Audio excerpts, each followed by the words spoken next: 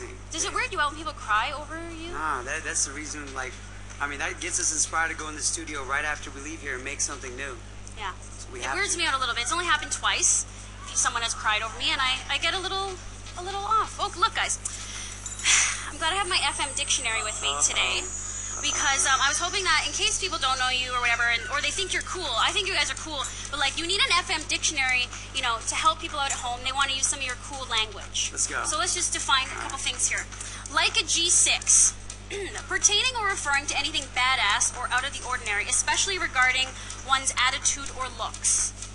That's about right? Yeah, that's cool. That's actually added swag, but that's cool. We can dig it. And of course, Free Wired. You guys say Free Wired. That's the name of your album. You're very good at branding. But Free Wired's now turned into a term in the dictionary. When you're free to be yourself and wild out and stay wired all night to party, stay online, and stay connected with the peeps. That's what's, especially the peeps part. Now, here's the one that So What is a new one. It's blank in the FM dictionary, so I'm hoping you can tell me what So What is and maybe use it in a sentence, because I've been trying to use it, but I'm not as cool as you guys. So what? So what is not doing laundry and having a big-ass bottle of Febreze in the bus. So what? So what? Hey, so what is letting your hair grow out for like how many years and not cutting it? 4.5 years. 4.5 summers. So what is rocking your shades all the time, every day, all day? So what? So what? It's kind of like, is it kind of like you care but you don't care? No, like, it's actually you don't. You don't care. Yeah, Okay, I'm gonna start using it. You guys are geniuses. Everything you say turns into like this huge thing. Well, that's thanks to you and the dictionary, because you guys made it official. We just say it. So again, kind of going along with your coffee table book idea. Yeah. Perhaps we should publish. Let's do it. Okay. We'll get co-publishing credits. This is just a rough version. All right. Okay. All right. We got another fan actually calling in. Shayna is on the line, and she has a question for you. Say hi. Hey, Shayna. Hi, how are you guys? I'm good. How are you doing? Good, thank you. My question for you guys, what was the biggest change in your life after you joined the music industry? Ooh, the biggest change. You know, I'd say we got more responsible. You know, when we were first starting, before we really got serious in the industry, it was just meet up every night, do it for fun, go out and, you know, just try to like get known and get your music out there. Now it's like we really took all of our responsibilities and made this more than just what we do for fun, but made this our life, made this our passion, our everything. So, you know, we'll stay up late printing out our own mixtapes. We actually printed those out ourselves. We'll make our own posters. We kind of just, it's a do-it-yourself type of vibe, and that's kind of, you know, when you're following your passions and your dreams, you kind of got to put it in your own hands, and so that's what's changed. It's a little more responsibility, yeah? What else?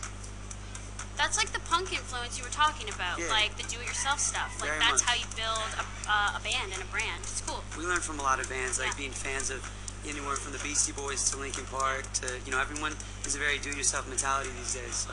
Okay, let's get serious for a second, guys. All right. Everyone knows this stat because it's on Wikipedia, and we know that you are the first Asian American group to be in the top 10 on Billboard. I am the only Asian on Much Music, so I get it.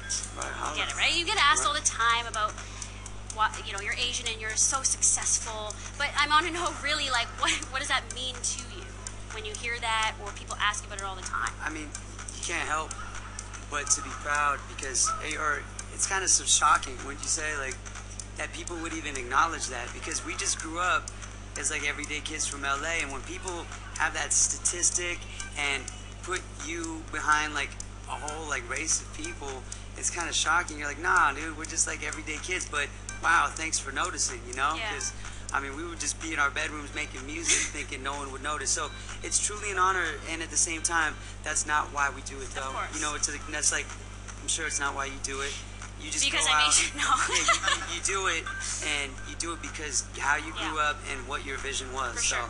you know, we don't want to like alienate anybody. Look at all these beautiful Of course, colors. yeah. These colors right here represent what Canada and America and everything else is to us, and why music is so universal. So. At the same, and I totally agree with you. And the reason I bring it up though is because like you don't want to talk about race, you don't want to focus on people's race in entertainment, but there aren't in North America, like it's not like we're the dominant people in entertainment, Asian Right. people. So I have to be, you must notice it though, like Asian people are super proud that you're as big as you are, that you're like, you represent the community. I get people tweeting me like hashtag Asian swag because they're stoked to see like an Asian girl on television. Totally. So That was me, actually. Oh, that was you? tweeting Okay, we're just gonna Okay. start that.